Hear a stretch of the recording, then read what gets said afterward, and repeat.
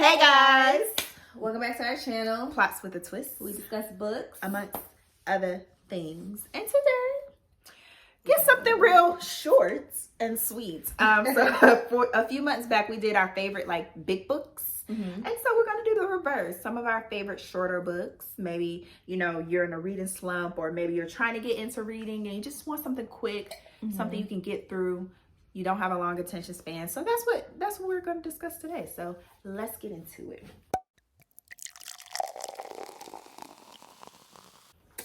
Okay. So you start first.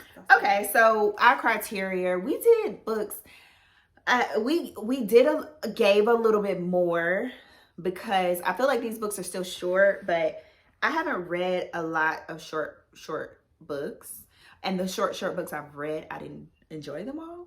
So our criteria, we did books with 270 pages or less.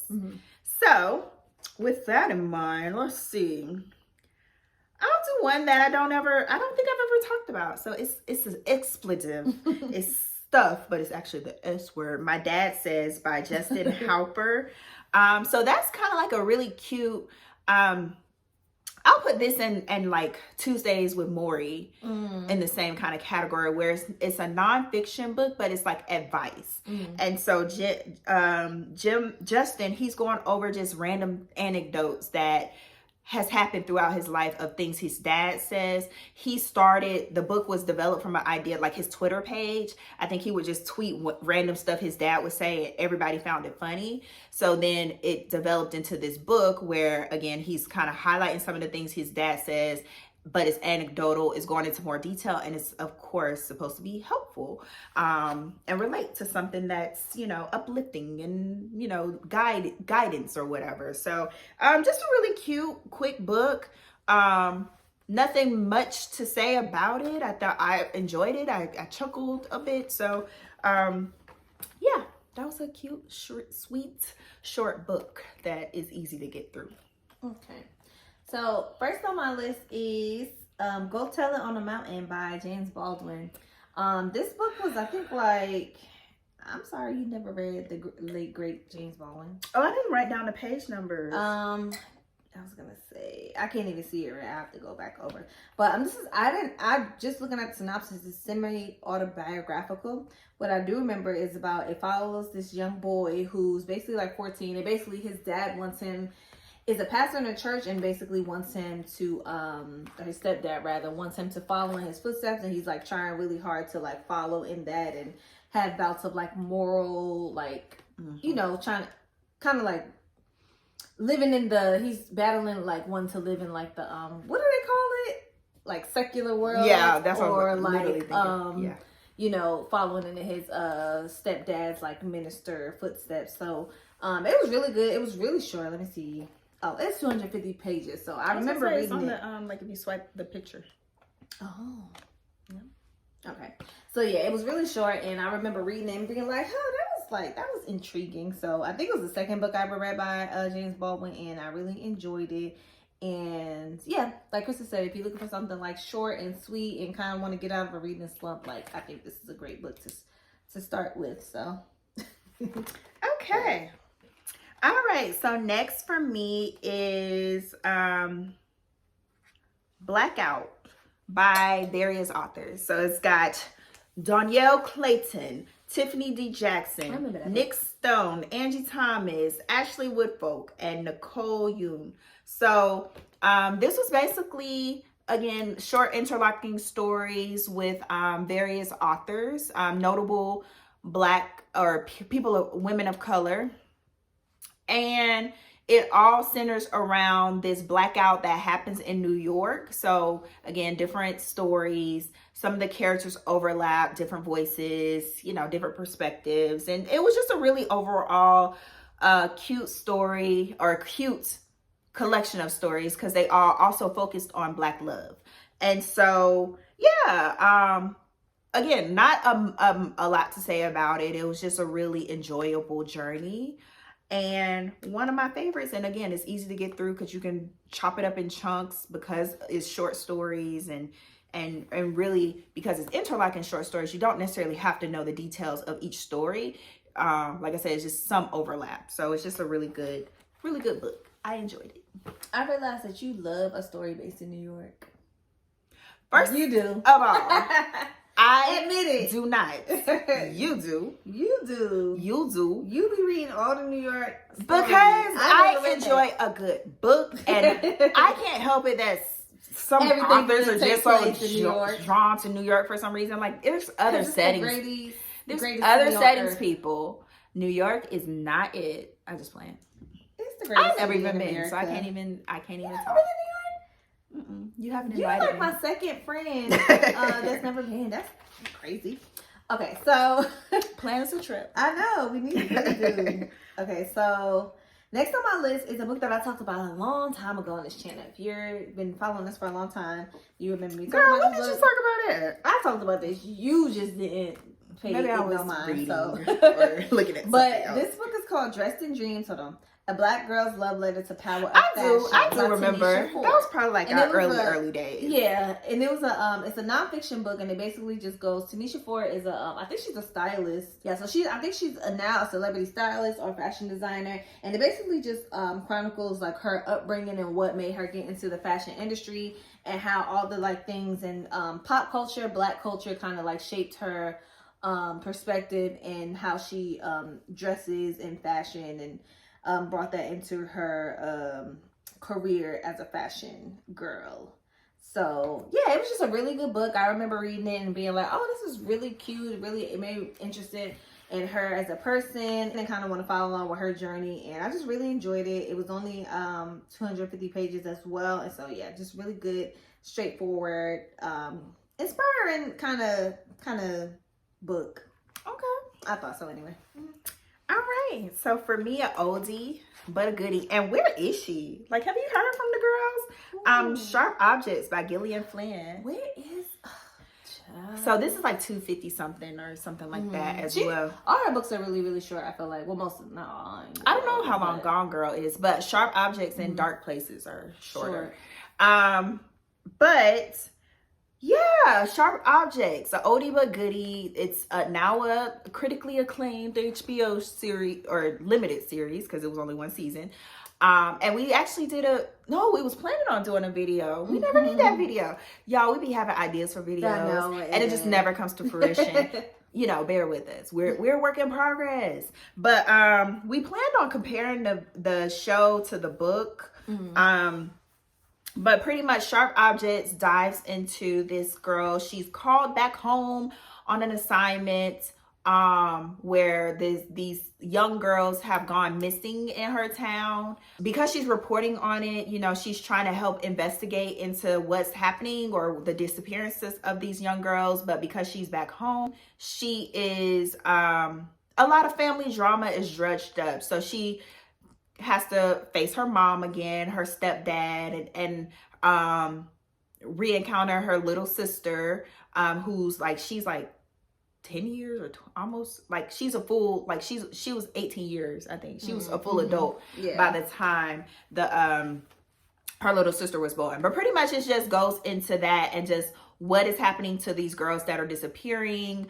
How does that relate to her family, if it does, and ultimately what does this mean for her to be back home and everything that's coming up from her interactions and her engagement with her family. So it was a suspense thriller type book, and it was just really enjoyable. Like I said, short, sweet, to the point, and the show was really good as well. So either medium that you like or the way you like to receive it, you would be fine. But I think if you, again, a reading slump or trying to get through a short book or just want a short book, period, if you haven't read Sharp Objects, that would be a good one to go with. Okay, so next on my list is a favorite that I think Kristen still hasn't read. Have you read this one?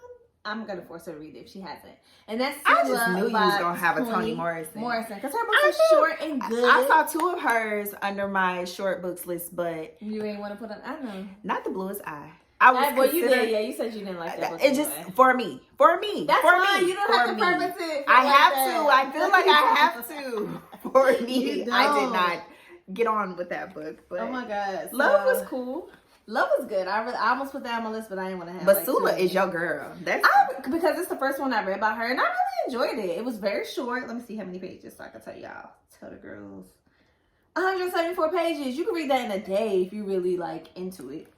So, Sula just follows. I have to look at the names and stuff. Y'all know me. Sula Peace and See, Nell. that's how, did you read it? No, that's how often you talk about this doggone book. I haven't talked about it in a long time though. So it follows Sula Peace and Nell, and basically they grew up together, but Sula left, went to college, and is living a city girl life.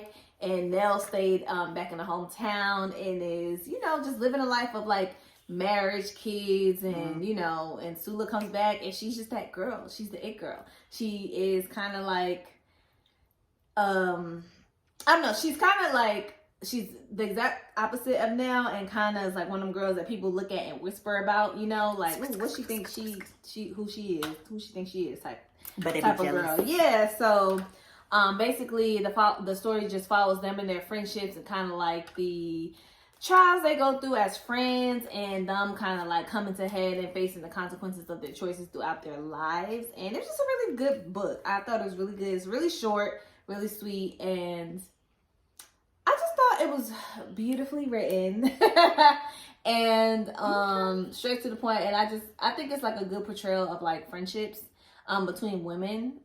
It's kind of like the very extreme aspects, like Sula representing one aspect and Nell the other.